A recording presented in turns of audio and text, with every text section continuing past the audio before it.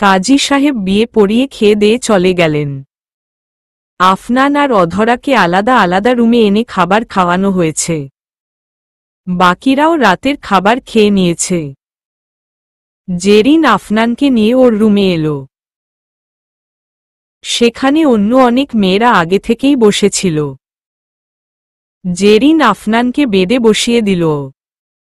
এবার তো বলো জেরিন, আমাকে এখানে কেন আনলে?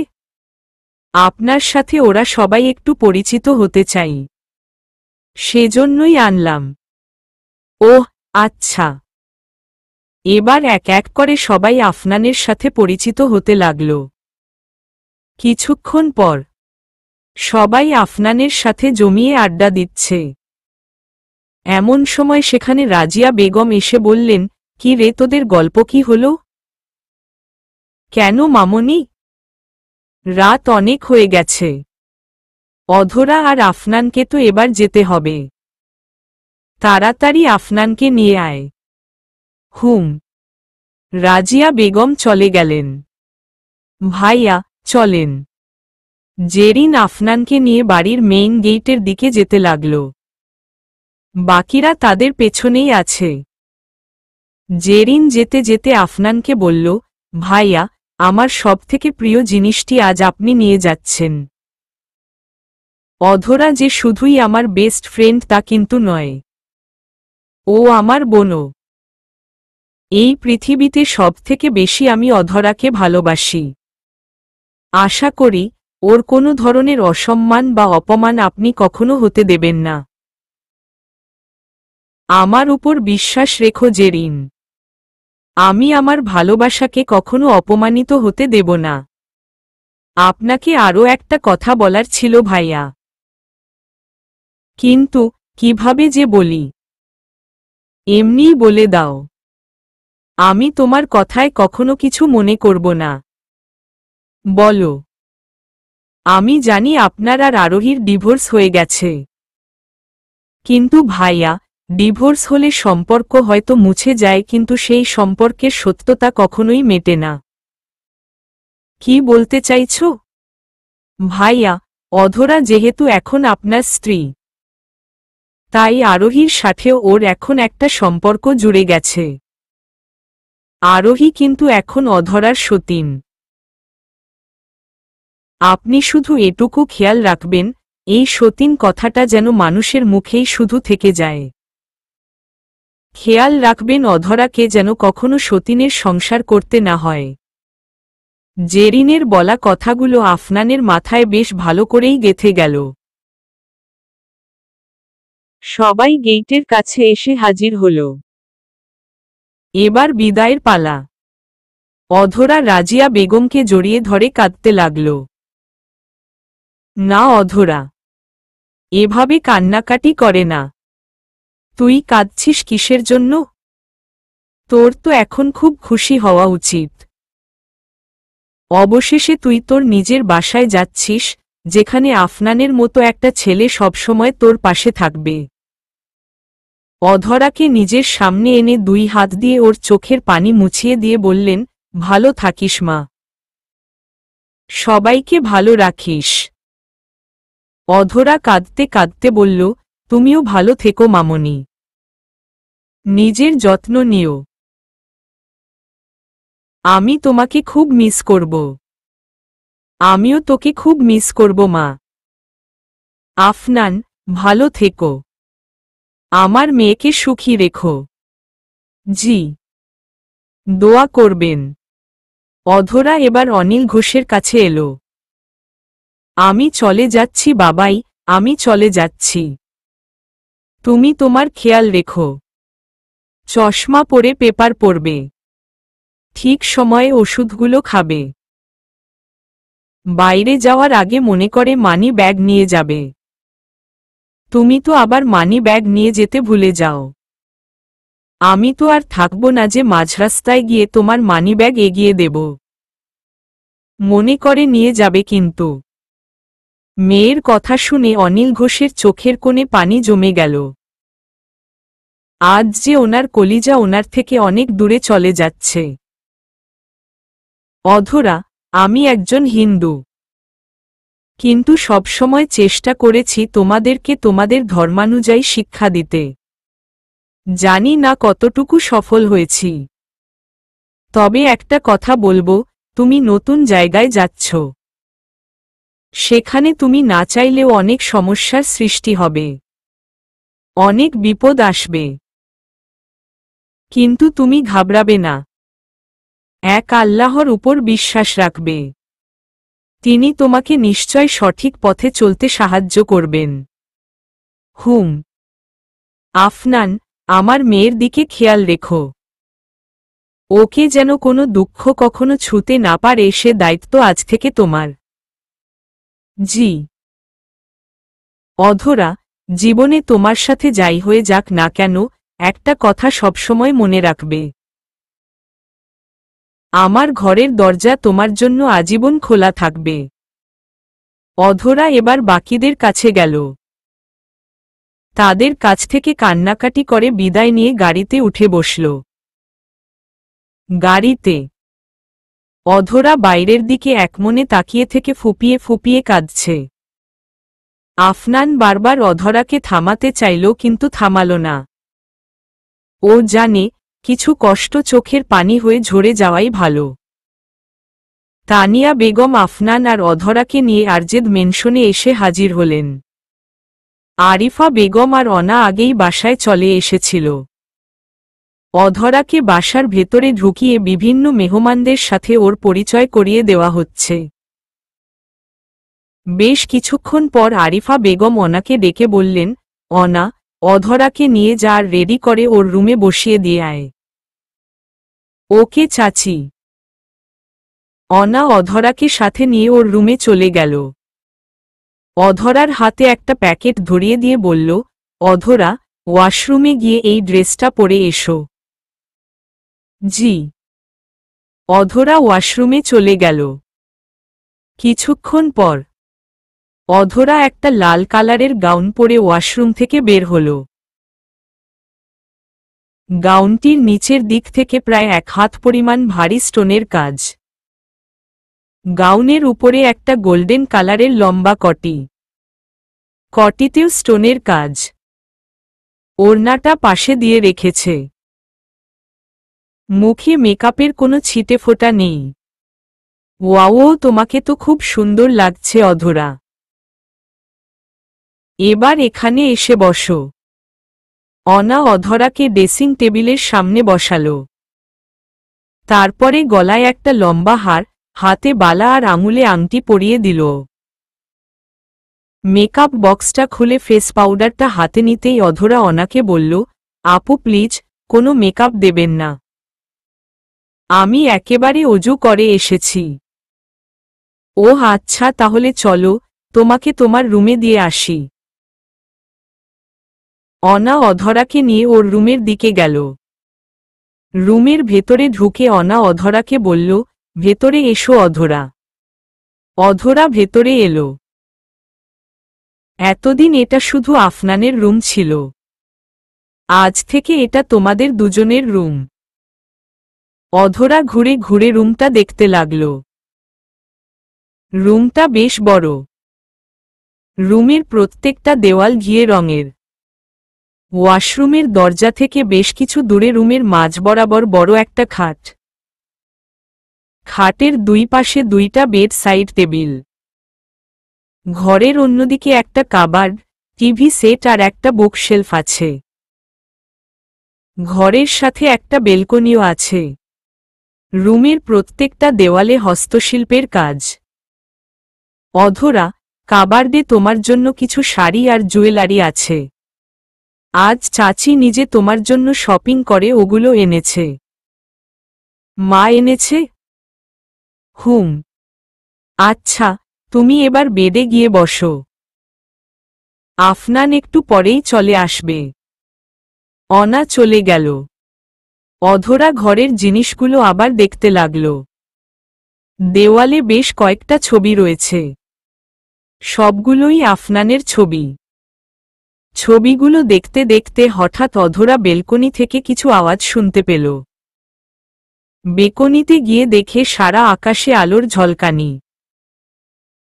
লাল, নীল, সবুজ সহ বিভিন্ন রঙের তারাবাজি ও ঝর্ণাবাজি আকাশে ফুটছে। অধরা মুগ্ধ নয়নে এসব দেখতে লাগল। হঠাৎ অধরার মনে হল কেউ একজন ওর পাশে এসে দাঁড়িয়ে রয়েছে। পাশ ঘুরতেই অধরা আফনানকে দেখতে পেল। ওহ, তুমি কখন এলে? আমি তো বুঝতেই পারিনি। আফনান বাইরের দিকে তাকিয়ে বলল, আজ চাঁদরাত্রি, কাল ঈদ। দেখো, সবাই আজ কত খুশি। সারা আকাশ বাজি ফুটিয়ে রঙিন করে দিচ্ছে। আজ আমিও অনেক আনন্দিত।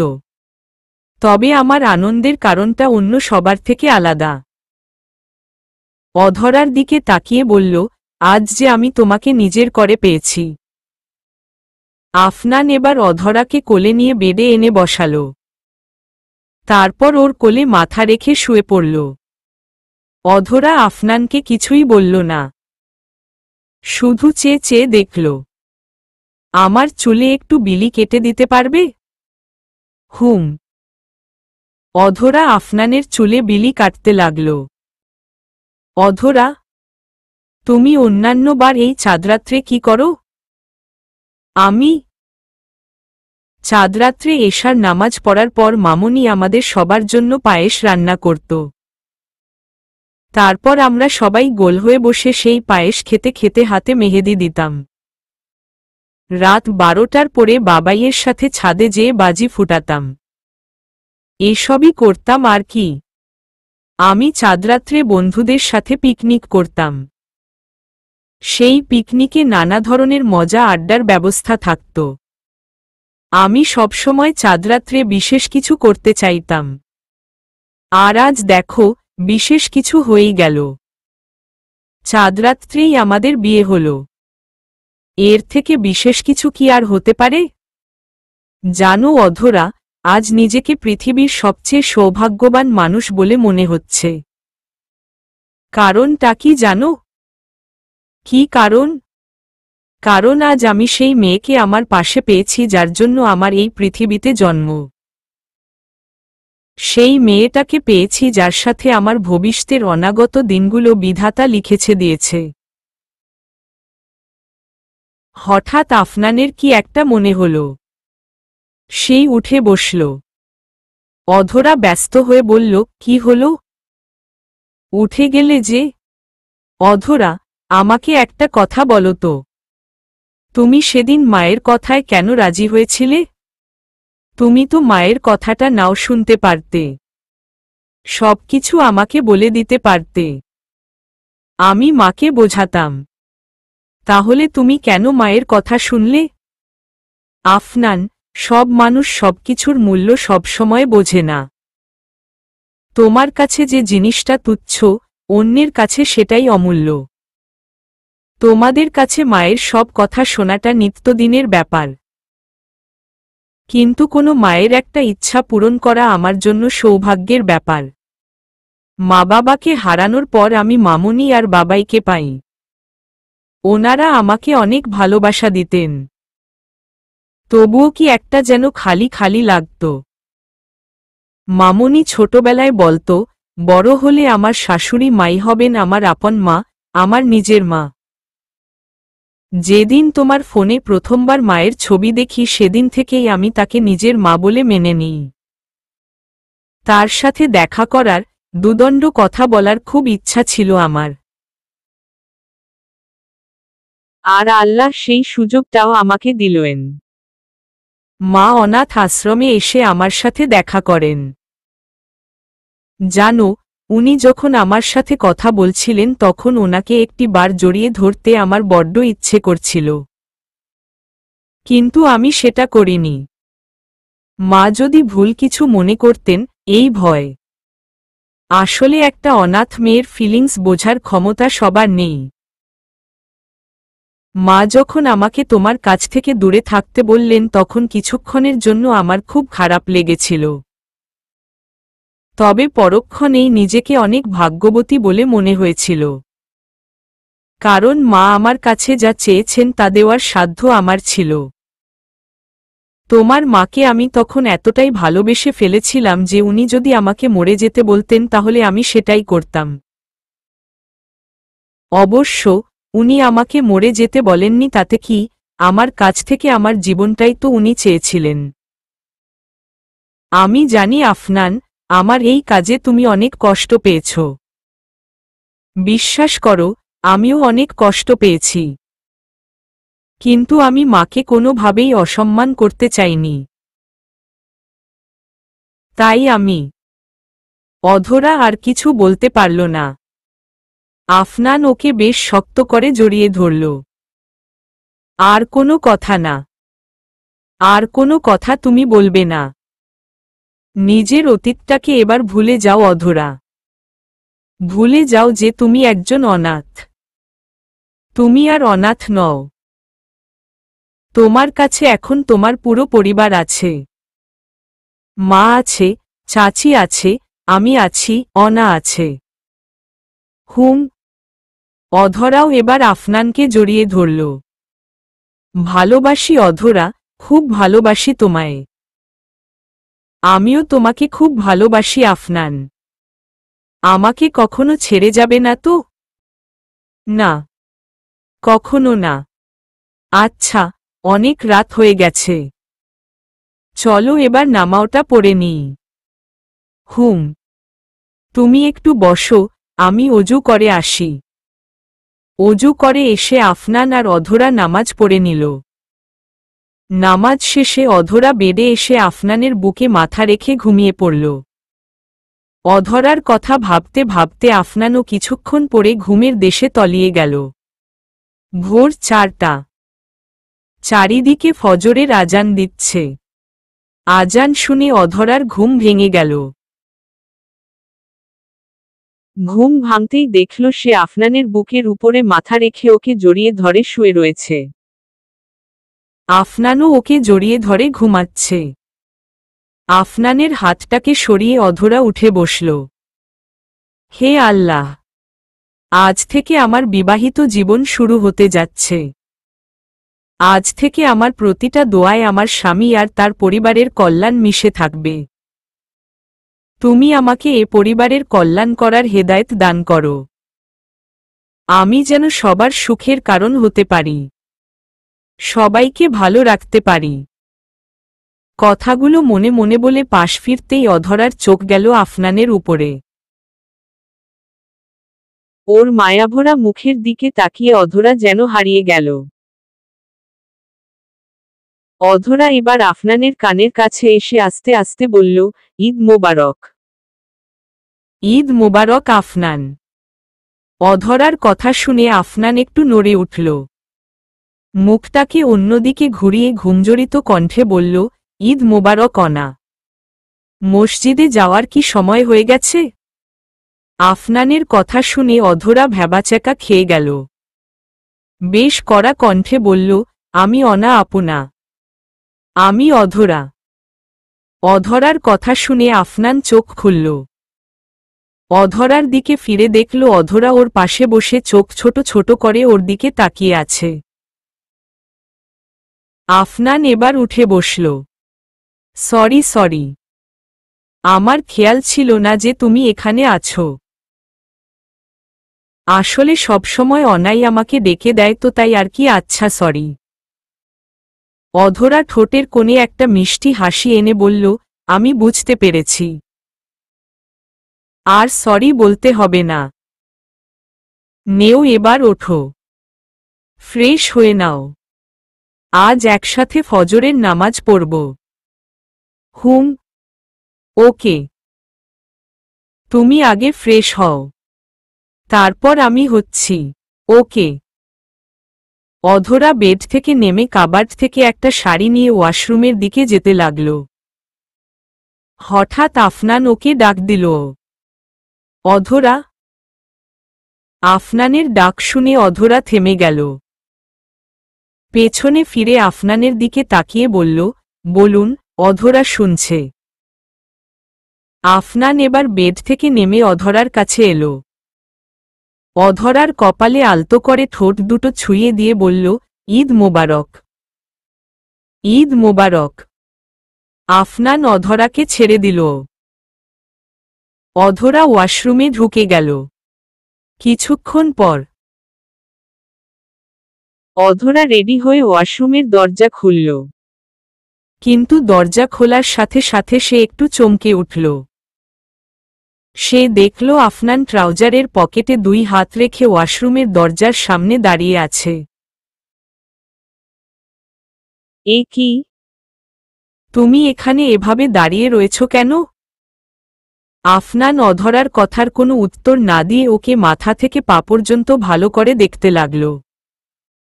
অধরা একটা লাল শাড়ি পরেছে। দেখা শেষে আফনান বেশ গম্ভীর স্বরে বলল, তুমি একা একা শাড়ি পরতে পারো? আফনানের এমন প্রশ্নের কোনো অর্থই বুঝল না অধরা। হ্যাঁ, পারি তো। কিন্তু তুমি এই শাড়ি পরা কবে থেকে শিখলে? মানে, এর আগে আমি যখন যখন তোমাকে শাড়ি পরতে দেখেছি তখন তখন তো অনাই তোমাকে শাড়ি পরতে হেল্প করত। তাহলে? অনা আপুর ইচ্ছে হতো তাই আমাকে একটু হেল্প করত। তা না হলে আমি তো ছোটবেলা থেকেই শাড়ি পরতে জানি। অধরা এবার আফনানের পাশ কাটিয়ে ড্রেসিং টেবিলের সামনে গিয়ে চুল মুছতে লাগল। লে ফালুদা, এটা কি হলো? কথাটা বলেই আফনান বেডে বসে পড়ল। কি হয়েছে আফনান? যা হওয়ার কথা ছিল না তাই হয়ে গেল। আমার স্বপ্নটা আবার ভেঙে চুরমার হয়ে গেল। অধরা এবার আফনানের সামনে এলো। তোমার আবার কোনো স্বপ্ন ভেঙে গেল? বউকে শাড়ি পরিয়ে দেওয়ার স্বপ্নটা আজ আমার আবার ভেঙে গেল। কি? যখন থেকে প্রেম জিনিসটাকে বুঝতে শিখেছি তখন থেকেই আমার একটা স্বপ্ন ছিল। বিয়ের পর আমি রোজ আমার বউকে শাড়ি পরিয়ে দেব। তার সামনে নিচু হয়ে বসে তার শাড়ির কুচিগুলো ঠিক করে দেব। কিন্তু এমন সব মেয়ে আমার ভাগ্যে এসে জুটল যারা কি না আগে থেকেই অনেক ভালো শাড়ি পরতে পারে। আফনানের কথা শুনে অধরা জোরে জোরে হাসতে লাগল। হা হা, কি স্বপ্ন রে বাবা! আফনান এবার উঠে দাঁড়িয়ে বলল, তুমি হাসছ? এতদিন ধরে যে স্বপ্নটাকে আমি ঘুম দিয়ে এত যত্ন করে পুষলাম সেটা ভেঙে চুরমার হয়ে গেল আর তুমি কি না হাসছ? পোষা স্বপ্ন? হা হা হা, স্বপ্ন কেউ পোষে? হা হা, তাও আবার ঘুম দিয়ে। অধরার কথা শুনে আফনানের বেশ রাগ হল। কিন্তু অধরার হাসির দিকে তাকাতেই ওর রাগ ফু হয়ে উড়ে গেল। হঠাৎ আফনান অধরার কোমর ধরে ওকে নিজের একদম কাছে নিয়ে এলো। আফনানের এমন কাজ দেখে অধরা হতভম্ব হয়ে গেল। আফনান, হুসস, কোনো কথা না। ক্লোজ আপ দিয়ে দাঁত মেজেছ অথচ কাছে আসবা না। তাই কি হয়? কথাটা বলেই আফনান নিজের ঠোঁটটা অধরার দিকে এগোতে লাগল। কিন্তু অধরা ওকে বাধা দিয়ে বলল, নামাজের সময় শেষ হয়ে যাচ্ছে আফনান, আর আমার ওযু করা আছে। এবার তুমিও তাড়াতাড়ি ফ্রেশ হয়ে নাও। নামাজের কথা শুনে আফনান অধরাকে ছেড়ে দিল। ওকে, তুমি জায়নামাজ রেডি করো, আমি ফ্রেশ হয়ে আসছি। আফনান ওয়াশরুমে চলে গেল। কিছুক্ষণ পরে আফনান ওয়াশরুম থেকে বেরিয়ে অধরার সাথে ফজরের নামাজ পড়ে নিল। নামাজ শেষে আফনান জায়নামাজটা তোলার জন্য হাত বাড়াল। ঠিক সে সময় অধরা এসে বলল, জায়নামাজটা তুলো না। কেন? আফনান, আমি সবসময় আমার দিনের শুরুটা কুরআন তেলাওয়াত করে করেছি। কিন্তু আজ থেকে তোমার কুরআন তেলাওয়াত শুনে আমি আমার দিনের শুরুটা করতে চাই। আফনানের দিকে কুরআন এগিয়ে দিয়ে, প্লিজ। আফনান একটু মুচকি হেসে অধরার হাত থেকে কুরআনটা নিল।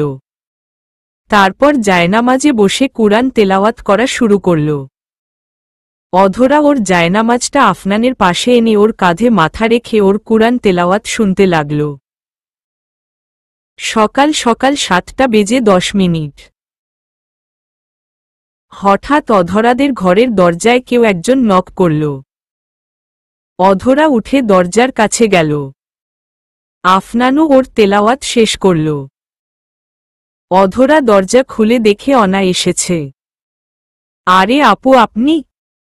ঈদ মোবারক। ঈদ মোবারক। কেমন লাগছে বলো এখানে? অনেক ভালো লাগছে আপু। এমন সময় সেখানে আফনান এসে বলল, ঈদ মোবারক অনা। ঈদ মোবারক। অধরা আর আফনানের ড্রেসের দিকে তাকিয়ে অনা একটু অবাক হয়ে গেল। তোরা কি কোথাও বাইরে যাচ্ছিস এখন? মানে, রেডি হয়ে আছিস যে? আরে না, কোথাও যাচ্ছি না।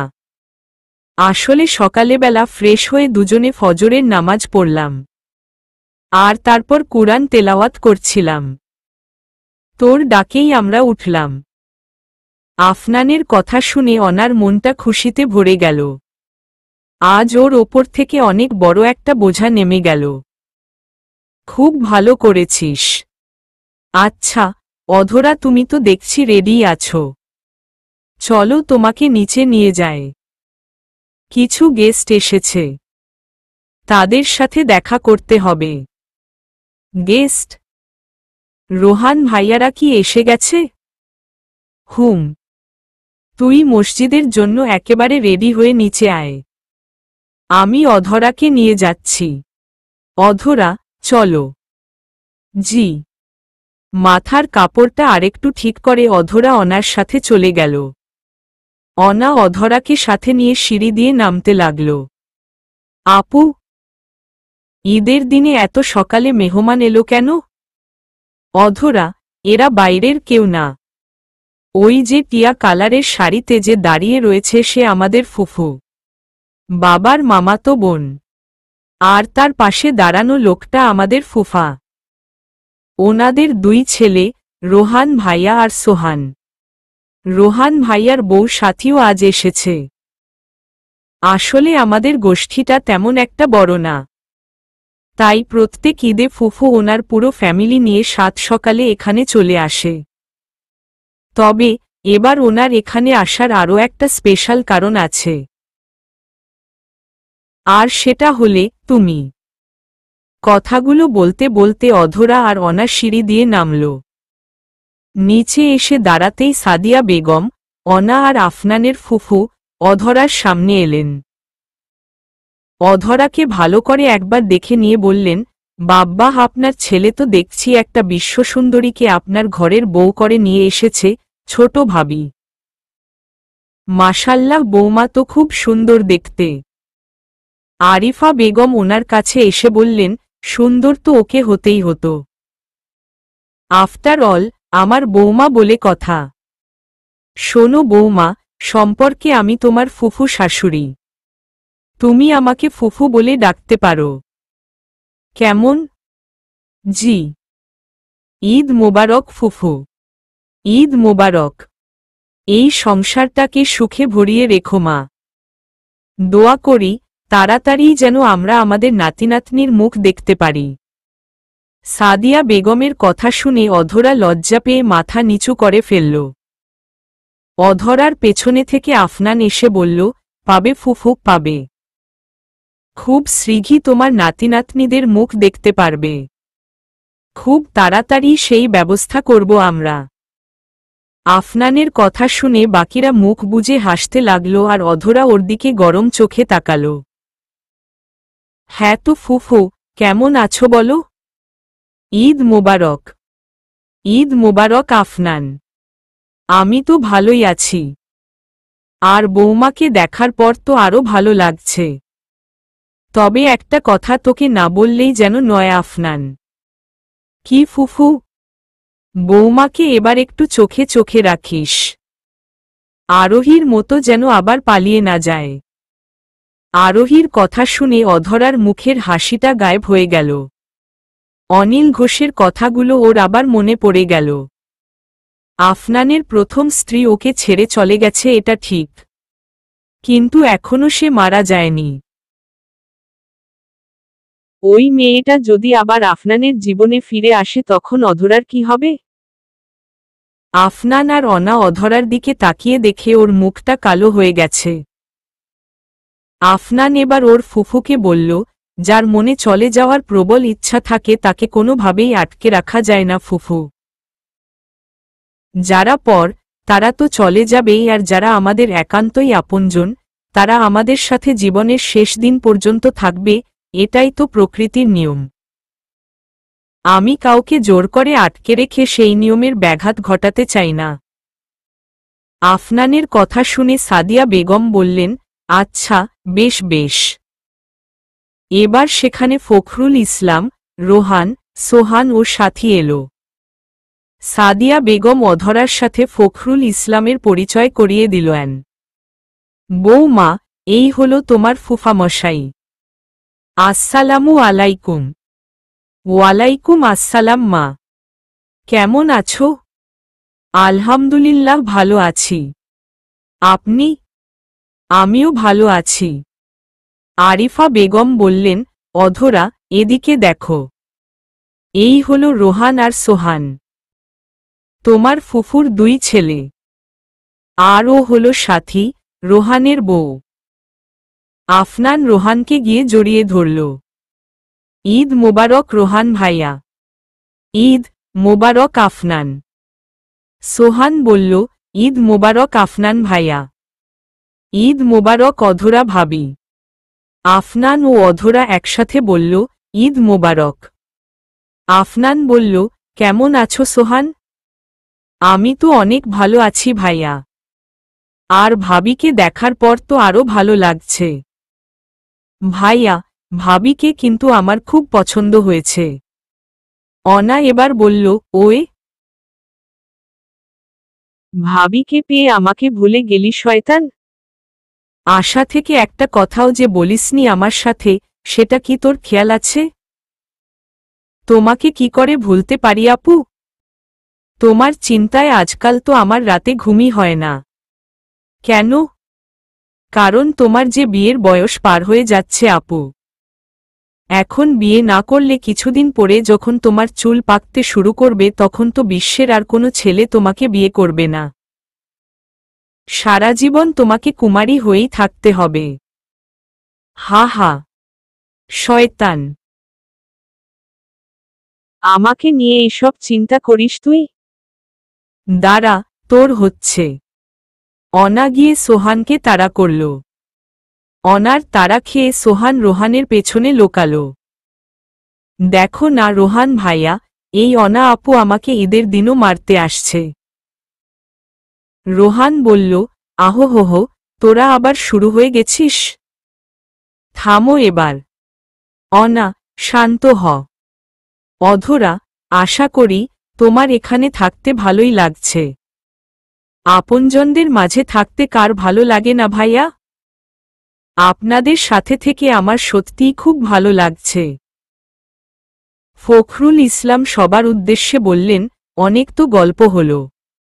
এবার মসজিদে যাওয়া যাক। নামাজের তো টাইম হয়ে গেছে। কথার গল্পের ডায়েরি। আফনান বলল, হ্যাঁ ফুফা।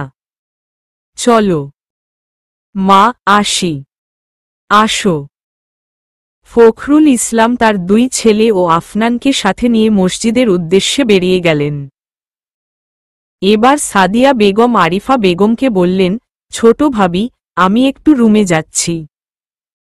অনেক টায়ার্ড লাগছে। আচ্ছা চলো। তোমাকে তোমার রুমে দিয়ে আসি। সাদিয়া বেগম আর আরিফা বেগম ঘরে চলে গেলেন। অনা এবার সাথীর সাথে অধরার পরিচয় করিয়ে দিল। অধরা, এই হলো আমার মিষ্টি ভাবি। রোহান ভাইয়ার বউ, সাথী ভাবি। আসসালামু আলাইকুম ভাবি। ওয়ালাইকুম আসসালাম অধরা। তোমার সাথে দেখা হয়ে খুব ভালো লাগলো। আমারও আপনার সাথে দেখা করে খুব ভালো লেগেছে ভাবি। অধরা, একটা কথা বলছি। মা একটু আগে তোমাকে আফনানকে যা বলল প্লিজ সেটা নিজের মনের মধ্যে পুষে রেখো না। আসলে মা একটু ওরকমই। মনের কথা চেপে রাখতে পারে না, কিন্তু ওনার মনটা অনেক ভালো। প্লিজ ওনার কথায় কিছু মনে করো না। ভাবি, এভাবে বলবেন না। আমি ওনার কোনো কথায় কিছু মনে করিনি। আপনি এ ব্যাপারে একদম নিশ্চিন্ত থাকুন। হুম। তো তোমার কি অবস্থা অনা? কেমন আছো বলো? খুব খুব খুব খুব খুব ভালো আছি ভাবি। এখন তো তুমি এসে গেছো, এবার কিন্তু আমরা তিনজন জমিয়ে আড্ডা দেব। অনেক মজা করব। ওকে ওকে। সেই দিন সন্ধ্যাবেলা সবাই মিলে হলরুমে বসে আড্ডা দিচ্ছে। হঠাৎ আরিফা বেগম বললেন, আমি সবার সাথে একটা কথা শেয়ার করতে চাই। কি ছোট ভাবি? আমি আফনান আর অধরার রিসিপশনটা এবার করতে চাই। তানিয়া বেগম বললেন, এটা তো অনেক ভালো একটা কথা বলেছিস ছোট। ফখরুল ইসলাম বললেন, ভাবি, বলছিলাম যে আফনানের বিয়ের সব কাজ তো আপনারাই করেছেন। এবার আমিও ওর জন্য কিছু করতে চাই। ওর এই রিসিপশনের সব দায়িত্ব আমি নিতে চাই। প্লিজ আপনারা কেউ না বলবেন না কিন্তু। না না, রিসিপশনের সব দায়িত্ব তুমি কেন নিতে যাবে? তুমি তো জামাই মানুষ, এ বাড়ির অতিথি। এসব করলে ভালো দেখাবে না। কি যে বলেন না আপনি ছোট ভাবি, এতে খারাপ দেখানোর কি আছে? আফনানও তো আমার ছেলে, অধরা তো আমারই ছেলের বউ। ওদের জন্য যদি এটুকু না করতে পারি তাহলে আমার তো ফুফা হিসেবে আর কোনো অধিকারই থাকবে না। কিন্তু আচ্ছা, ঠিক আছে ভাবি, রিসিপশনের সব কাজ আপনারাই করবেন। আমি না হয় আপনাদের একটু টুকটাক হেল্প করে দেব। প্লিজ। আচ্ছা, ঠিক আছে। তুমি হলে ওদের ফুফা, তোমার আবদার তো মানতেই হবে। তানিয়া বেগম বললেন, রিসিপশনটা কবে করতে চাইছিস ছোট? ওদের রিসিপশনটা আমি অনেক বড় করে করতে চাইছি ভাবি। অনেক লোককে ইনভাইট করব, পুরো বাড়িটাকে অনেক সুন্দর করে সাজাবো। এসব কাজগুলো করতে মিনিমাম আমাদের 2 দিন সময় তো লাগবেই। তাই ভাবছি 2 দিন পরেই ওদের রিসিপশনটা করব। সোহান এবার চেঁচামেচি করতে লাগল, ইয়া হু, আফনান ভাইয়ার রিসিপশন হবে। আমি তো অনেক মজা করব। মজা তো করবেই সোহান, কিন্তু সেই সাথে কিছু কাজও করতে হবে। ইনফ্যাক্ট সবাই এই 2 দিন অনেক কাজ করবে। শুধু অধরা আর আফনানি কিছু করবে না। আরিফা বেগমের কথা শুনে অধরা বলল, কিন্তু কেন মা? আমরা কেন কিছু করব না? তানিয়া বেগম অধরাকে বুঝিয়ে বললেন, অধরা, বাড়ির কাজ করার জন্য তোমার পুরো জীবন পড়ে আছে। তাই এখন কোনো কাজ না করলেও চলবে। আর এমনিতে তুমি হলে এ বাড়ির নতুন বউ, আর নতুন বউকে দিয়ে বাসার কাজ করানো ঠিক না। বুঝলে? জি। আরিফা বেগম আবার বললেন, রাজিয়া আপা আর অনিলদা সহ ও বাড়ির সবাইকে আমি কাল গিয়ে ইনভাইট করে আসব। অনা, তুই অফিসের সবাইকে ইনভাইট করে দিস। ওকে চাচি। ছোট, আমি আমাদের আত্মীয় স্বজন আর পাড়া প্রতিবেশীদের ইনভাইট করে আসব। ওকে ভাবি। রোহান সোহান, তোমরা আফনানের ড্রেসের ব্যাপারটা একটু দেখে নিও। রোহান বলল, ওকে মামি, আমরা ওই ব্যাপারটা দেখে নেব। সাদিয়া বেগম বললেন, আমি আর সাথী মিলে অধরার সাজগোজের ব্যাপারটা দেখব। ফখরুল ইসলাম বললেন, আমি ডেকোরেশনের লোকজনদের এখনই ফোন করে দিচ্ছি। তাহলে কাল ভোরেই ওরা চলে আসবে। হুম। 2 দিন পর সন্ধ্যাবেলা আজ অধরা আর আফনানের রিসিপশন। আরজেদ মেনশনটাকে চমৎকারভাবে সাজানো হয়েছে। বাড়ির সামনে বেশ বড় করে একটা স্টেজ বসানো হয়েছে। স্টেজের মাঝ বরাবর একটা বড় সোফা। সেই সোফার উপর পাশাপাশি বসে আছে আফনান আর অধরা।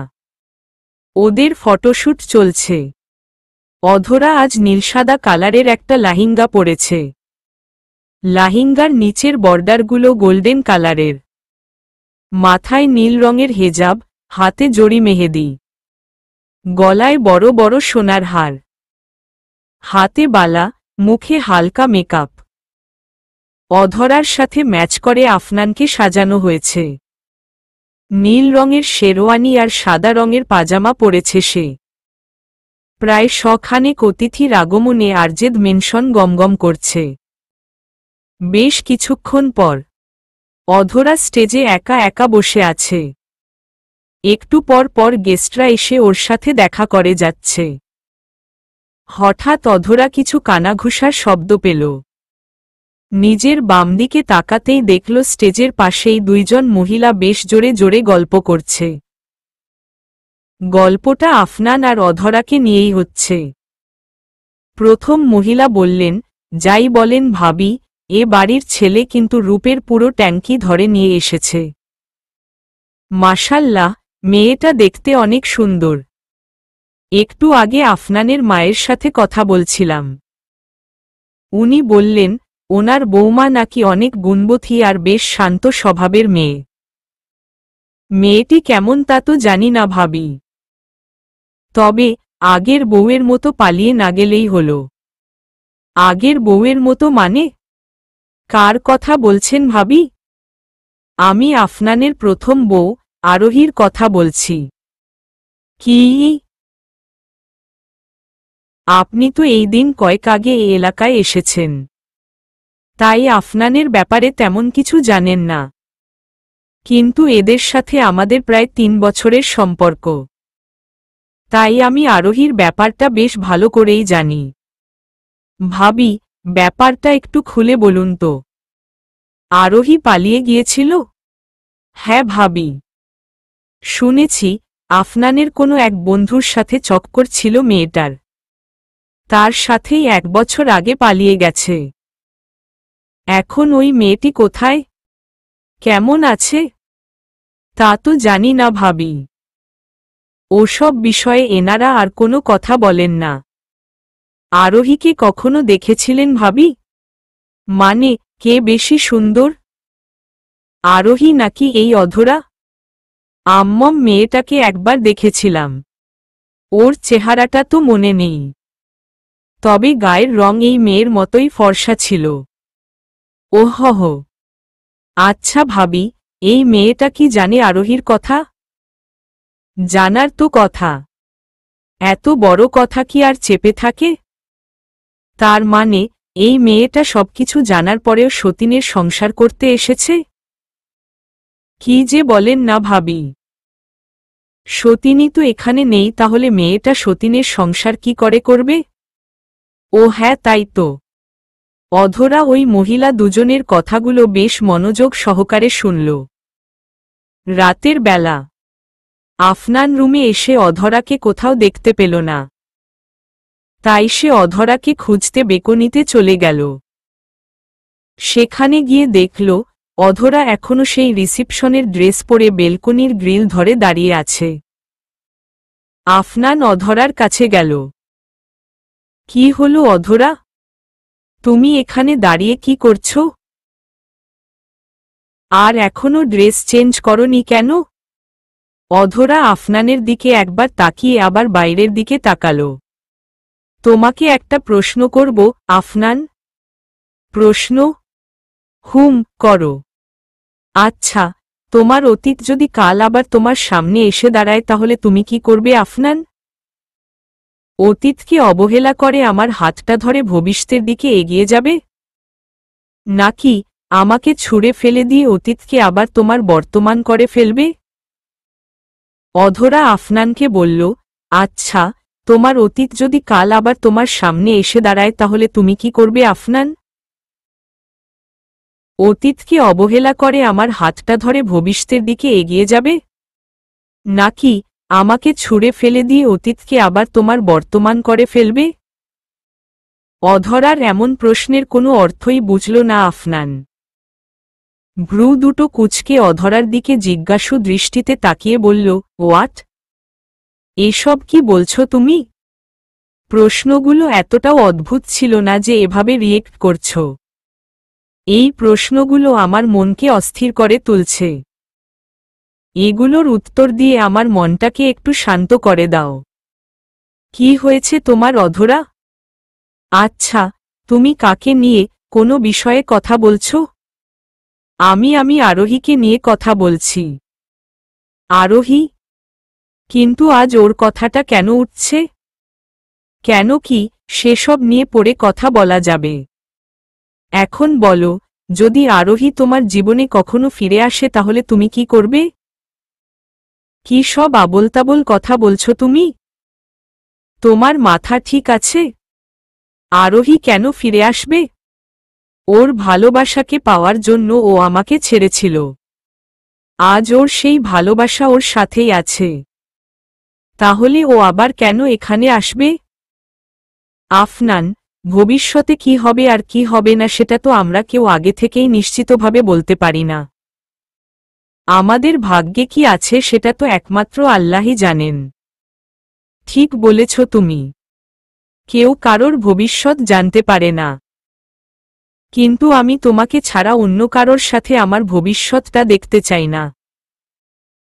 তোমার প্রশ্ন হল, আরোহী যদি কখনো আমার জীবনে ফিরে আসে তখন আমি কি করব? তোমাদের দুজনের মধ্যে কাকে বেছে নেব আমি? কি? তাই তো। অধরা, আরোহী আমার জীবনে একসময় ছিল কিন্তু এখন নেই। ওর সাথে আমার বিয়েটা হলেও আমাদের মধ্যে কখনো কোনো স্বামী স্ত্রীর সম্পর্ক গড়ে উঠতে পারিনি। দুজনের কাছে আসাটা তো অনেক দূরের কথা। ওর হাতটাও আমি সেভাবে কখনো ধরতে পারিনি। আসল কথাটা হচ্ছে আরোহী আমার অতীত। কিন্তু তুমি আমার বর্তমান অধরা।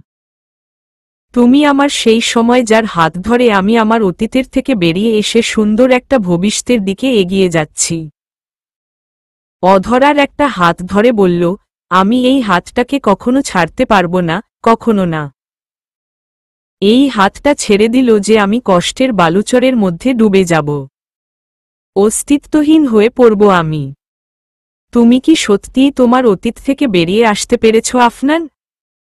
পেরেছ তোমার অতীতটাকে ভুলতে? বাবাই বলেছিল, মানুষ তার প্রথম প্রেমকে ঘৃণা করতে পারে কিন্তু কখনো ভুলে যেতে পারে না। তুমি কি পেরেছ আরোহীকে ভুলতে? আফনান এবার অধরার হাতটা ছেড়ে দিয়ে অন্যদিকে মুখ ঘুরিয়ে দাঁড়াল। মনে মনে ভাবতে লাগল যে এবার ও অধরাকে কি উত্তর দেবে। ও কি মিথ্যা বলবে?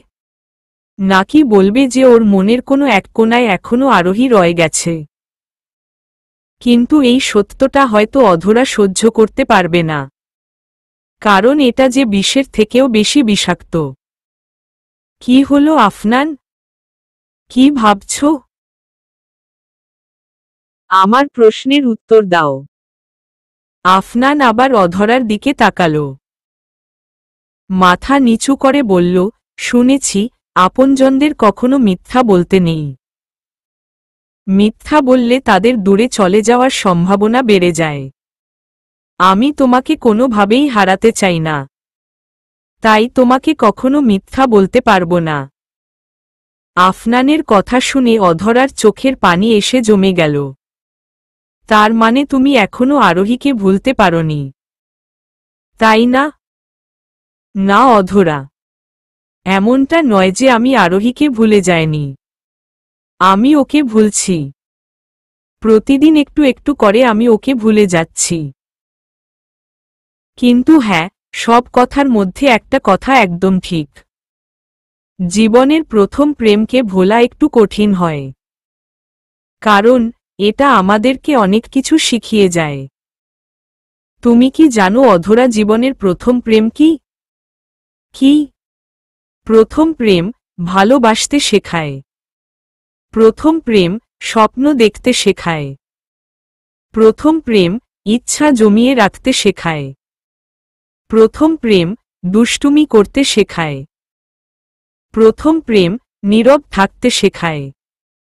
প্রথম প্রেম নিচু স্বরে কথা বলতে শেখায়। প্রথম প্রেম কারণ ছাড়াই মুচকি হাসি দিতে শেখায়। কারো কারো ক্ষেত্রে প্রথম প্রেম সিগারেট খাওয়া শেখায়। প্রথম প্রেম রাত জাগতে শেখায়। অধরা। প্রথম প্রেম ছটফট করতে শেখায়। প্রথম প্রেম চিঠি লিখতে শেখায়। প্রথম প্রেম ফাঁকিবাজিও শেখায়। প্রথম প্রেম বুঝায় অভ্যাস কি জিনিস। প্রথম প্রেম বুঝায় দূরে থাকার যন্ত্রণা। প্রথম প্রেম কাঁদায়। প্রথম প্রেম বিশ্বাস নষ্ট করে। আর এসব কারণে জীবনের প্রথম প্রেমটাকে ভুলে যাওয়া একটু কঠিন হয়। তবে জানো তো অধরা, আমাদের জীবনে যে ঘটনাটা প্রথমবার ঘটে সেটা যদিও স্পেশাল হয়, কিন্তু তার থেকেও বেশি স্পেশাল হয় সেই ঘটনা যেটা আমাদের জীবনে শেষবারের মতো ঘটে। আরোহী আমার প্রথম ভালোবাসা হলেও তুমি আমার শেষ ভালোবাসা। আরোহীকে পুরোপুরিভাবে ভুলে যাওয়া আমার পক্ষে একটু কঠিন, কিন্তু অসম্ভব নয়। আমার বিশ্বাস এমন এক সময় আসবে যখন আমি পুরোপুরিভাবে ওকে ভুলতে পারব। ওকে ছেড়ে আমি দিব্যি আমার জীবনটা এখন কাটিয়ে দিতে পারব। কিন্তু তোমাকে ছেড়ে সারা জীবন তো অনেক দূরের কথা, আমি এই জীবনের সামান্য একটা মুহূর্তও কাটাতে পারব না। আমার শুরুটা আমার মায়ের দ্বারা হলেও আমার শেষটা তোমার মাঝে নিহিত অধরা। আশা করি তুমি তোমার সব প্রশ্নের উত্তর এবার পেয়ে গেছ। আচ্ছা আফনান, আমি কি আরোহীকে একবার একটু দেখতে পারি? মানে ওর কোনো ছবি দেখতে পারি? না। কেন? আমার কাছে আরোহীর কোনো ছবি এখন আর নেই। আমি অনেক আগেই ওর সব ছবিগুলোকে পুড়িয়ে দিয়েছি। ওহহ, অনেক রাত হয়ে গেছে। যাও, এবার ফ্রেশ হয়ে এসো। হুম। অধরা ভেতরে চলে গেল। আর এদিকে আফনান বারান্দায় দাঁড়িয়ে রইল। বেশ কিছুক্ষণ পর আফনান রুমে এলো। রুমে এসে দেখে অধরা বেডে এসে শুয়ে পড়েছে। আফনানও ফ্রেশ হয়ে ওর পাশে এসে শুয়ে পড়ল। পরের দিন সকালবেলা প্রতিদিনের মতো আজও অধরা আর আফনান সকালের নামাজ আদায় করল। তারপর আফনান বসে কুরআন তেলাওয়াত করল আর অধরা পাশে বসে শুনল।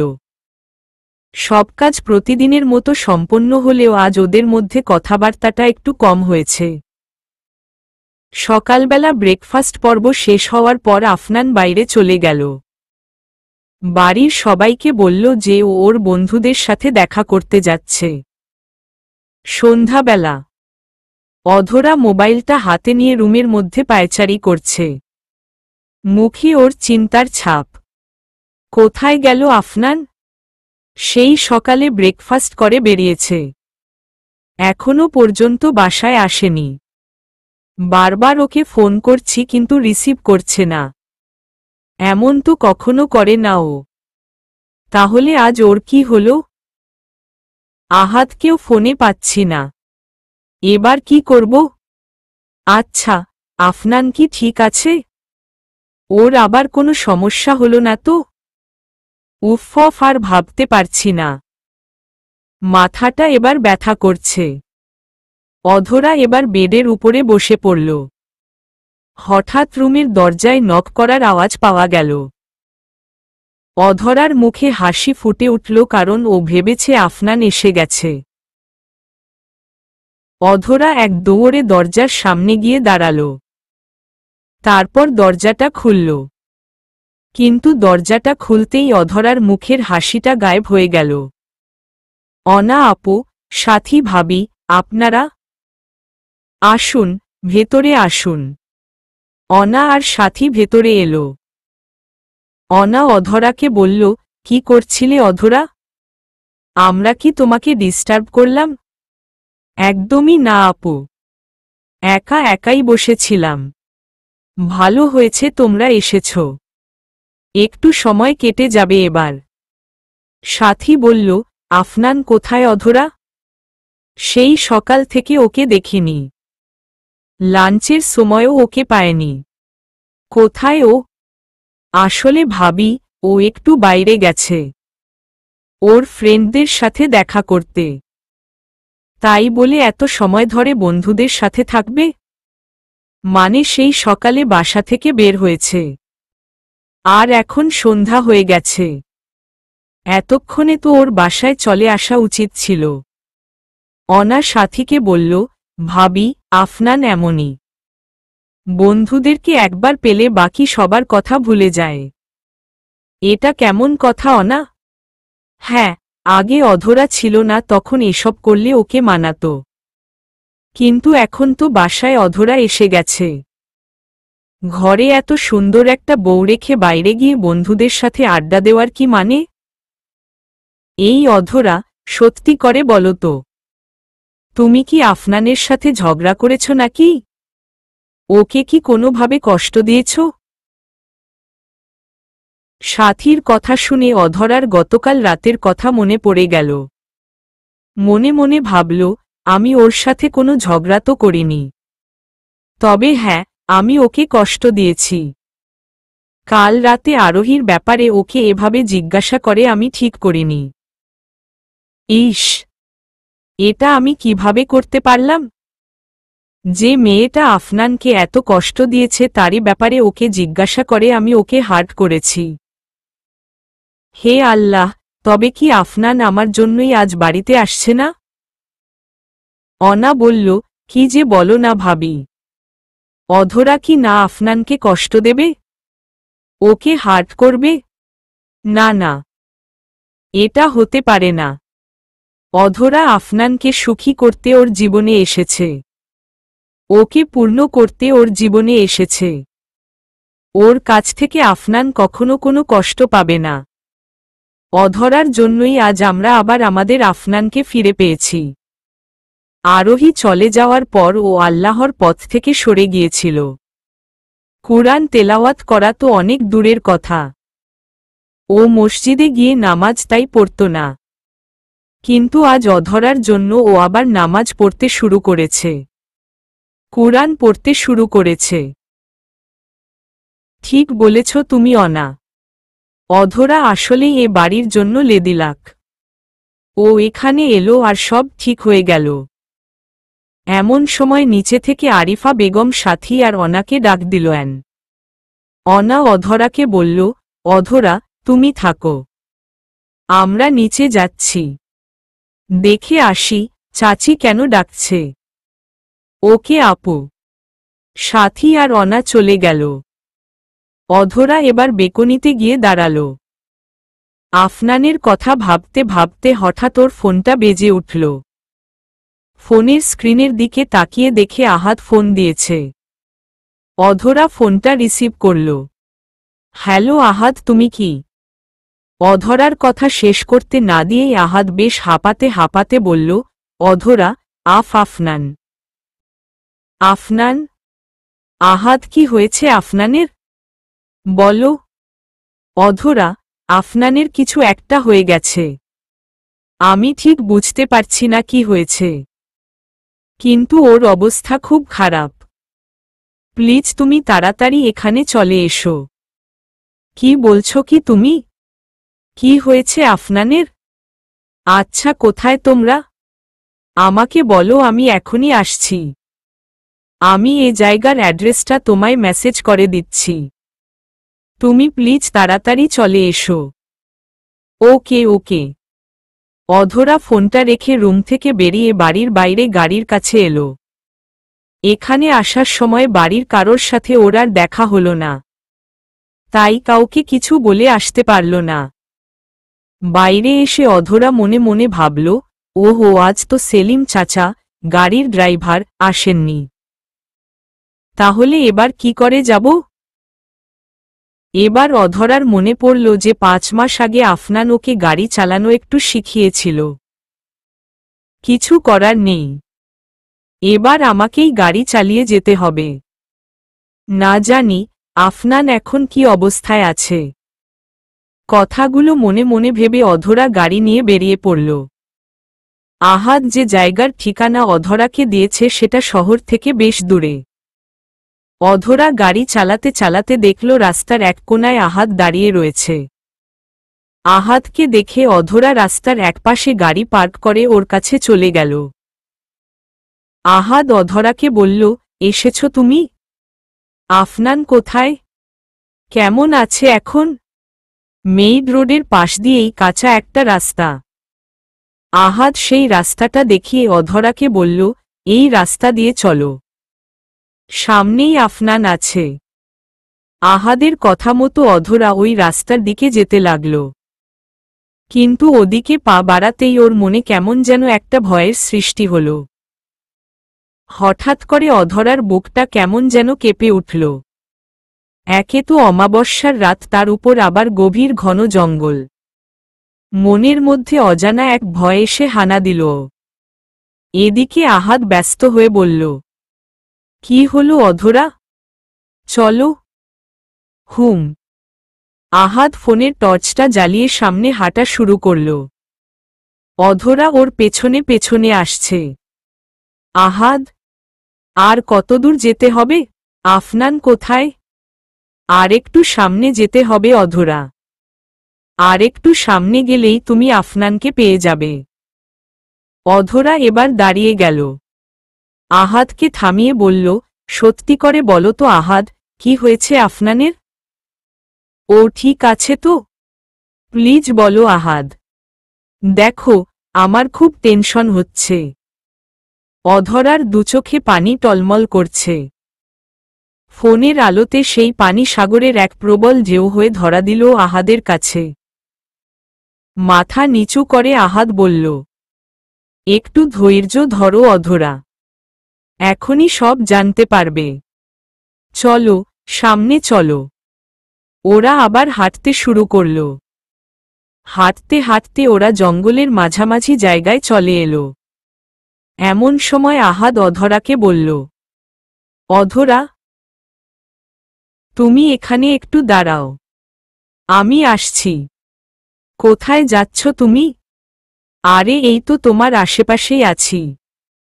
একটা কাজ মনে পড়ে গেছে, সেটা করে এখনই চলে আসব। তুমি একটু দাঁড়াও। কিন্তু আহাদ। আহাদ। অধরার ডাক না শুনে আহাদ সেখান থেকে চলে গেল। ফোনের আলোটি জ্বালিয়ে মাথা নিচু করে এক গাছের কাছে গিয়ে দাঁড়িয়ে রইল অধরা। 1 মিনিট, 2 মিনিট, 3 মিনিট ধরে অধরা সেখানে দাঁড়িয়ে রইল। কিন্তু আহাদ আর এলো না। এদিকে আফনানের চিন্তায় অধরা চোখের পানি আর নাকের পানি এক করে ফেলছে। হঠাৎ একটা সুরালো শব্দ অধরার কানে ভেসে এলো। কিসের যেন একটা আওয়াজ আসছে। কিন্তু কিসের? বুঝেছি, গিটারের আওয়াজ। কিন্তু এখানে এ ধরনের আওয়াজ কেন আসবে? এখানে গিটার কে বাজাবে? মনে হচ্ছে আওয়াজটা সামনের দিকে আসছে। যাই, ওদিকে গিয়ে একটু দেখি। হাত দিয়ে চোখ দুটো মুছে নিয়ে অধরা সামনের দিকে যেতে লাগল। যেতে যেতে অধরার ফোনের আলোটা বন্ধ হয়ে গেল। এখনই এই ফোনটার চার্জ শেষ হওয়ার ছিল। এবার সামনের দিকে কিভাবে যাব? কথাটি শেষ হওয়া মাত্রই অধরার চারদিকটা আলোকিত হতে শুরু করল। হঠাৎ আলোর অস্তিত্ব অনুভব করে অধরা এদিক ওদিক তাকাল। চারদিকের বড় বড় গাছ থেকে নানান রঙের আলোর ধারা যেন ঝর্ণার মতো করে নিচে নামছে। সেই সাথে গাছের গায়ে আটকানো নানা ধরনের হারিকেন থেকে বেশ ঘটা করে আলো নির্গত হচ্ছে। গাছগুলোর পাশেই একটা বর্ষর মাটির গর্ত রয়েছে, যেখান থেকে এক মুঠো আলো সোজা আকাশের দিকে রওনা দিচ্ছে। অধরা ওই গর্তটার দিকে গেল। গর্তটা দেখে মনে হচ্ছে এটা প্রাকৃতিক কোনো গর্ত নয়, বরং এটি কোনো মানুষের হাতের কাজ। গর্তটি বেশ গভীরভাবে কাটা হয়েছে। পুরো গর্তটি ভরানো হয়েছে পানি দিয়ে। তার মধ্যে নানান রঙের কাগজের নৌকাগুলো ছেড়ে দেওয়া হয়েছে, যার উপর ভর করে আছে ছোট ছোট সব সারণী বাতি। ছোট ছোট পাতার উপর করে ভাসিয়ে দেওয়া হয়েছে নানান শেপের ছোট ছোট সুগন্ধি মোমবাতি। সামান্য একটা মাটির গর্তের এরকম রাজসাজ দেখে অধরার মুখে হাসি চলে এলো।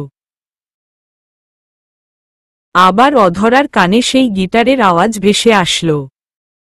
আওয়াজটা আর দূর থেকে আসছে না, বরং মনে হচ্ছে এই আওয়াজটা তার খুব কাছ থেকে আসছে। চারিদিকে অনেক রকমের আলো থাকলেও সেগুলো সবই কম পাওয়ারের লাইট। তাতে একদম কাছের জিনিসগুলো দেখা গেলেও একটু দূরের জিনিস দেখা যায় না। গর্তটা থেকে প্রায় 10 কদম দূরে কারোর অস্তিত্বের স্বাদ পেল অধরা। গিটারের আওয়াজটাও ওখান থেকে আসছে।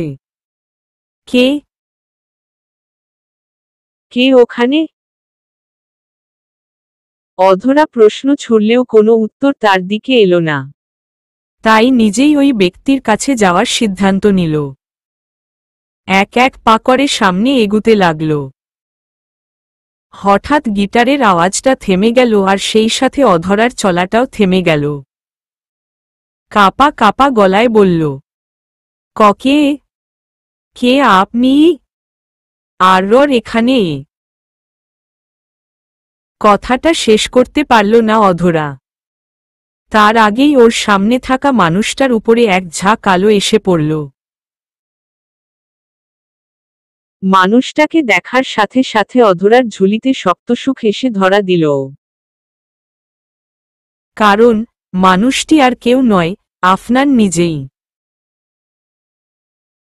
আফনান গিটার হাতে নিয়ে একটা দোলনার উপর বসে রয়েছে। দোলনার উপরের ঠিক মাঝ বরাবর একটা মাঝারি সাইজের ঝাড়বাতি ঝুলছে, যার আলোতেই অধরা আফনানকে দেখতে পেল। আফনান, তুমি এখানে? এইভাবে? অধরার কথা শুনে আফনান উঠে দাঁড়াল। হাতের গিটারটাকে পাশের এক গাছের সাথে রেখে অধরার দিকে আসতে লাগল। আসতে আসতে বলল, আজকের এই রঙিন সন্ধ্যাকে এক রূপসী কন্যার নামে লিখে দিয়েছে অচিনপুরে থাকা তার এক রাজকুমার। রাজকন্যার কি রাজকুমারের দেওয়া এই উপহারটা পছন্দ হয়েছে? আফনানের কথা শুনে অধরা একটু হাসল। মৃদু স্বরে বলল, এগুলো কি আমার জন্য? হুম, শুধু তোমার জন্য। তুমি করেছ? করার চেষ্টা। আফনানের ভালোবাসার প্রকাশ দেখে অধরার চোখের কোণে পানি চলে এলো। আফনানকে জড়িয়ে ধরতে যাচ্ছিল, কিন্তু তার আগেই পেছনে থেকে একটা আওয়াজ ভেসে এলো। ভাইয়া, এটা কি হলো? সারাদিন কষ্ট করলাম আমরা, আর ফলটা আপনি একাই নিয়ে চলে যাচ্ছেন? পেছনে ফিরে তাকাতেই অধরা দেখল জেরিন রাগী একটা মুখ নিয়ে দাঁড়িয়ে আছে। ওর পাশেই আহাদ রয়েছে। সরি সরি শালি জি, আমার মস্ত বড় ভুল হয়ে গেছে, প্লিজ আমাকে মাফ করে দাও। অধরা, আসলে এসবের কোনো কিছুই আমি নিজে হাতে করিনি। আমি তো শুধু আইডিয়া দিয়েছি। এই সাজকাজ ওরা দুজনে করেছে। কি? এবার ঠিক আছে তো জেরিন? হুম, ঠিক আছে। আহাদ বলল, অধরা, তোমার এই সাজসজ্জা কেমন লেগেছে? ভালো লেগেছে তো? এসব দেখে আমার খুব ভালো লেগেছে আহাদ, কিন্তু এখানে আমাকে ডেকে আনার পদ্ধতিটা আমার একটুও ভালো লাগেনি। আফনানের দিকে তাকিয়ে বলল, তুমি ঠিক আছো? তাও এমনভাবে আহাদকে দিয়ে ফোন করালে যেন তোমার সাথে কিছু। কতটা ভয় পেয়ে গিয়েছিলাম জানো? তোমার কি হয়েছে না হয়েছে সেটা ভাবতে ভাবতে আমারই প্রাণটা বেরিয়ে যাচ্ছিল। মনে হচ্ছিল এখনই মারা যাব। আফনান এবার অধরার মুখে নিজের হাত চেপে ধরল। এসব কি বলছো তুমি? প্লিজ, এসব বলো না। আর আইম সরি। আমি জানি তোমাকে ওভাবে এখানে ডেকে আনাটা ঠিক হয়নি, কিন্তু আমি তোমার চোখে আমার জন্য চিন্তা দেখতে চেয়েছিলাম। আমি তোমার চোখে আমাকে হারিয়ে ফেলার ভয়টা একবার দেখতে চেয়েছিলাম। আমার জন্য তোমার মুখের বাণীকে, আমার জন্য তোমার হৃদয়ের স্পন্দনকে, আমার জন্য তোমার মনের ভালোবাসাকে একটি বার তোমার দুচোখে দেখতে চেয়েছিলাম। তাই আর কি। চারিদিকের এত রাজকীয় সাজসজ্জা দেখে অধরার রাগটা অনেক আগেই ফু হয়ে উড়ে গিয়েছিল। তাও এগুলো বলল। তবে আফনানের কথাটা শুনে অধরার মনটা আবার যেন ভরে উঠল। আফনানকে কিছু বলতে যাবে এমন সময় খুব ঘটা করে এক বজ্রপাত হল। আফনান আকাশের দিকে একবার তাকিয়ে আহাদ আর জেরিনকে বলল, আকাশে তো অনেক মেঘ হয়েছে দেখছি, যে কোনো সময় বৃষ্টি আসতে পারে। তোমরা দুজন একটা কাজ করো, তোমরা এখন বাসায় চলে যাও। আমি আর অধরা আর একটু এখানে থেকে তারপর চলে যাব। তোমরা যাও। অধরা বলল, আফনান একদম ঠিক বলেছে, তোমাদের এখন বাসায় চলে যাওয়া উচিত। আর একটা কথা, অনেক অনেক অনেক ধন্যবাদ তোমাদেরকে আমার জন্য এত সুন্দর একটা সারপ্রাইজ অ্যারেঞ্জ করার জন্য। Thank you. জেরিন অধরারকে জড়িয়ে ধরল। আহাদ বলল, আমাদেরকে এভাবে থ্যাংক ইউ বলো না, বরং যদি পারো তো আমাকে ক্ষমা করে দিও, তোমাকে এভাবে মিথ্যা বলে। ইটস ওকে আহাদ, এটা নিয়ে আর মন খারাপ করো না। আচ্ছা, একটা কাজ করে দিবে? কি কাজ? জেরিকে বাসায় একটু পৌঁছে দিতে পারবে প্লিজ? অধরার কথা শুনে আহাদ আর জেরিন একে অপরের দিকে তাকিয়ে পড়ল। আচ্ছা, ঠিক আছে, আমি ওকে পৌঁছে দেব। আহাদ আর জেরিন সেখান থেকে চলে গেল। অধরা আবার একবার চারিদিকে চোখ বোলাতে লাগল। পছন্দ হয়েছে? খুব বেশি? কোনোটা সবথেকে বেশি ভালো লেগেছে? তোমাকে। কথাটি বলেই অধরা আফনানের চোখে চোখ রাখল। তুমি যে গিটার বাজাতে পারো সেটা তো আগে কখনো জানাওনি। বাসায়ও তো কোনো গিটার নেই। যদি শখ বা অভ্যাস হতো তাহলে অবশ্যই জানতে পারতে, কিন্তু এটা তো ছাত্রজীবনের একটা স্মৃতি মাত্র। স্মৃতিটা খুবই মধুর আফনান, আমি বারবার এই মধু পান করতে চাই। মানে, আমরা একটা গিটার কিনব। সন্ধ্যার পরে রুমের বারান্দায় বসে তুমি গিটার বাজাবে আর আমি তোমার কাঁধে মাথা রেখে তোমার গিটারের সুর শুনে তোমাতে হারিয়ে যাব। বলো রাজি? রাজি। আফনান অধরার এক হাত ধরে ওকে দোলনার কাছে নিয়ে আসল। সেখানে বসিয়ে দিয়ে নিজে ওর পাশে বসল। অধরার হাত দুটো নিজের দুহাতের মধ্যে নিল। অধরা ওর মাথাটা আফনানের কাঁধের উপর রেখে ভালোবেসে ভালোবাসার কথা বলতে লাগল। কথা বলতে বলতে আফনান হঠাৎ চুপ হয়ে গেল। আফনানকে এভাবে চুপ করে যেতে দেখে অধরা বলল, কি হল? হঠাৎ চুপ হয়ে গেলে যে? কিছু ভাবছ? কি ভাবছ? এটাই ভাবছি যে আমার অতীতটাই কেন অভিশপ্ত। আমার সহজ সরল জীবনটা হঠাৎ করেই কেন এত প্যাচালো হয়ে গেল? আরোহী কেন আমার জীবনে এলো? কেন আমার জীবনে একেবারে তুমি এলে না? যখন আরোহীকে আমার কাছ থেকে কেড়ে নেওয়ারই ছিল তখন কেন আল্লাহ ওকে আমার জীবনে আনলেন? কেন ওর সাথে আমার বিয়েটা হতে দিলেন? কেন? কিসের জন্য? শান্ত হও আফনান, আল্লাহ যা করেন তা আমাদের কল্যাণের জন্যই করেন। কি বলছো তুমি? কল্যাণ?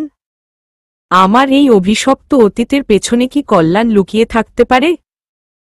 আছে হয়তো কিছু, যেটা আমরা এখন বুঝতে পারছি না, কিন্তু পরে একসময় সেটা অবশ্যই আমাদের সামনে আসবে। একটু থেমে আবার বলল, আমাকে ক্ষমা করে দাও আফনান। কাল রাতে আরোহীকে নিয়ে তোমাকে ওই কথাগুলো বলাটা আমার ঠিক হয়নি। প্লিজ, আমাকে ক্ষমা করে দাও। এভাবে কেন বলছো অধরা? আরোহীকে নিয়ে তোমার মনে কিছু প্রশ্ন আসবে, এটাই তো স্বাভাবিক। আমি কিচ্ছু মনে করিনি। তবে একটা কথা জেনে রাখো, আরোহীকে আমি ভালোবেসেছিলাম, কিন্তু ও আমাকে একটা মুহূর্তের জন্যও কখনো ভালোবাসেনি। আর ভালোবাসেনি বলেই হয়তো আমার সেই ভালোবাসিটা আজ ভালোবেসেছিলাম হয়ে গেছে। জানো অধরা, ভালোবাসিটা যেদিন ভালোবেসেছিলাম হয়ে যায় সেদিন আর ভালোবাসা থাকে না। দুচোখ বেয়ে অশ্রু ঝরে না। আর এই ধরনের ভালোবাসাগুলো আসলে ভালোবাসা নয়, ভালো লাগা হয়। অনুভূতিগুলো সাময়িক হয়। হ্যাঁ, সময় লেগেছে, ব্যথাও পেয়েছি, কিন্তু দিন শেষে এই সত্যিটা জেনেছি, মেনেছি। All thanks to you. তুমি যদি আমার জীবনে না আসতে তাহলে সেই মিথ্যা ভালোবাসায় হয়তো আমি আজও ডুবে থাকতাম। আফনান এবার দোলনা থেকে উঠে অধরার সামনে হাঁটু গেড়ে বসল। তারপর বলল, অধরা, প্রত্যেকটা মানুষই জীবনে তার প্রিয় মানুষটাকে নিয়ে কিছু স্বপ্ন দেখে। আমিও দেখেছি জানো। আমি এমন একটা তুমির স্বপ্ন দেখেছি, যার অস্তিত্ব জুড়ে পুরোটাই আমি হব। আমি এমন একটা তুমি স্বপ্ন দেখেছি যে হুটহাট করে আমার করা জ্বালাতনগুলো মুখ বুজে সহ্য করবে। আমার কাছে পরাজয়ের অনেক গল্প আছে।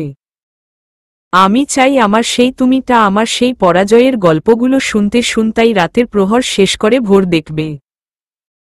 তুমি তুমি করে যখন আমি বড্ড জ্বালাবো তাকে, তখন সে একটু রেগে চোখ পাকাবে আমায়। সেই তুমির দুচোখ বেয়ে নিঃশব্দে শুধু আমার নামে অশ্রু ঝরবে। সেই তুমি ভালোবাসায় সিক্ত ওর দুহাত বাড়িয়ে কাছে টেনে নিবে আমায়। মাথায় হাত বুলিয়ে ঘুম পাড়িয়ে দিবে। তুমি তুমি বলে শেষ হবে না আমার ভাবনগুলো। যতই ওকে নিয়ে ভাবব, ততই ওর প্রতি আমার মায়া বাড়তে থাকবে, ততই ওর প্রতি আমার ভালোবাসা বাড়তে থাকবে। এবার অধরার চোখে চোখ রেখে বলল, আমি তোমাকে সত্যিই অনেক ভালোবাসি অধরা। আমি জানি আমার অতীত আর 5টা ছেলের মতো সহজ না, কিন্তু আমি তোমাকে একটা সুন্দর জীবন, একটা সুন্দর সংসার দিতে চাই। অধরা, আমি চাই না আমার অতীতের অন্ধকারটা কোনোভাবেই আমাদের সুন্দর ভবিষ্যৎটাকে গ্রাস করুক। আর এটা যাতে না হয় তার জন্য আমাকে আরোহীকে পুরোপুরিভাবে ভুলে যেতে হবে। ওর ছোট বড় সব স্মৃতিগুলোকে মন থেকে মুছে ফেলতে হবে। কিন্তু এই কাজ আমি কখনোই একা করতে পারবো না। অধরা, এতে আমার তোমার সাহায্যের প্রয়োজন। আমি আজ তোমাকে নিজের করে তোমাতে মিশে যেতে চাই। আমি আমাদের এই 2জনকে 3জনে রূপান্তর করতে চাই। অধরা, তুমি কি আমাকে সেই অনুমতি দিবে? আফনানের কথা শুনে অধরা লজ্জা পেয়ে গেল। মাথা নিচু করে মুচকি মুচকি হাসতে লাগল। অধরার এই নীরব সম্মতিটাকে আফনান ধরে ফেলল। আফনান এবার অধরাকে কোলে তুলে জঙ্গল থেকে বেরিয়ে যেতে লাগল। একই কোলে নিকে কেন আমায়? নামাও। কোথায় নিয়ে যাচ্ছ? এবার তোমাকে আমাদের বাড়ি, আমাদের বেডরুমে নিয়ে যাচ্ছি। এখানকার সব কাজ শেষ। বাকি কাজ এবার আমাদের বেডরুমে হবে। অধরা এবার আরো লজ্জা পেল। আফনানের বুকের মধ্যে মুখ লুকানোর চেষ্টা করল। বেশ কিছুক্ষণ পর আফনান অধরাকে নিয়ে বাড়ি চলে এলো। দুজনে সিঁড়ি দিয়ে উঠতে যাবে এমন সময় আরিফা বেগম বললেন, তোরা এসে গেছিস? হ্যাঁ মা। কোথায় গিয়েছিলি রে তোরা? তাও আবার কাউকে কিছু না বলে। আরিফা বেগমের কথা শুনে আফনান আর অধরা একে অপরের দিকে তাকাল। মা আসলে আমরা ওই। আচ্ছা, ওসব কথা এখন রাখো। তাড়াতাড়ি ফ্রেশ হয়ে আয়। ডিনার দেওয়া হয়েছে। ওকে মা, আমরা এখনই আসছি। কথাটা শেষ করেই আফনান অধরাকে নিয়ে রুমে চলে গেল। তারপর ফ্রেশ হয়ে নিচে নেমে সবার সাথে ডিনার করে নিল। ডিনার শেষে অধরা আর আফনান একসাথে রুমে চলে গেল। রুমে এসে দরজাটা লাগিয়ে আফনান ধীরে ধীরে অধরার দিকে এগুতে লাগল। অধরার সামনে এসে নেশাতুর কণ্ঠে বলল, আর ইউ রেডি ম্যাডাম? বরাবরের মতো অধরা এ প্রশ্নেরও কোনো উত্তর দিল না। মাথা নিচু করে দাঁড়িয়ে রইল শুধু। আফনান এবার অধরাকে কোলে তুলে বেডে শুয়ে দিল। তারপর অধরার পাশে শুয়ে ওর দিকে তাকিয়ে বলল, আজকের এই বিশেষ রাতে আমার কিছু বিশেষ চাওয়া আছে। শুনবি সেগুলো? হুম। আমি চাই তোমাকে দেখতে চাওয়ার অসুখ আমার আজীবন থাকুক। আমি চাই তোমার কণ্ঠ শোনার নেশা আমার আজীবন থাকুক। আমি চাই তোমাকে দুহাতে ছুঁতে চাওয়ার বায়না আমার আজীবন থাকুক। আমি চাই তোমার হাসি দেখার আকাঙ্ক্ষা আমার আজীবন থাকুক। আমি চাই তোমাকে ভালোবাসি বলতে চাওয়ার তৃষ্ণা আমার আজীবন থাকুক। হ্যাঁ, আজীবন থাকুক। আফনানের কথা শুনে অধরা চোখ বন্ধ করে ফেলল। ভীষণ লজ্জা পেয়েছে। অধরাকে লজ্জা পেতে দেখে আফনান মৃদু হাসল। তারপর পাশ ফিরে বেড সুইচে চাপ দিয়ে সারা ঘর অন্ধকার কতে ফেলল। বাইরে অঝোরে বৃষ্টি হচ্ছে আর ভেতরে অধরা এবং আফনান তাদের ভালোবাসার অথই সাগরে ভেসে যাচ্ছে। চলবে।